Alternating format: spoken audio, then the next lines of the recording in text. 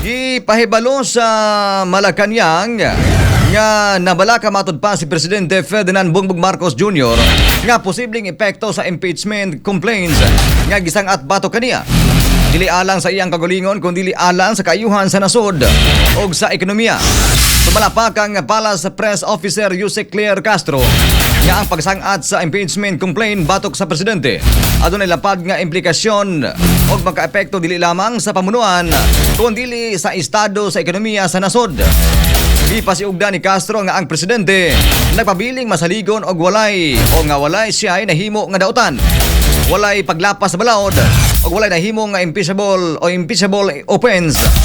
Apan nabalaka siya sa epekto sa proseso sa pagsalig sa publiko o sa paghimo sa ekonomiya. Inoon giklaro sa palasyo nga wala sila'y labot sa pagpasaka sa duha ka mga impeachment complaints batok kang Vice Presidente Sara Duterte. Sumalapak ang Castro nga anaa sa Kongreso ang pag-imbestigar o pagdesisyon ni ining mga kaso batok sa Vice Presidente. Matod pa ni Castro nga halos wala na'y bag-o sa duha ka kaso nga gipasa ka batok sa Vice Presidente. Kung doon naman anekdotal lang. Express, balita sa buntag. Express,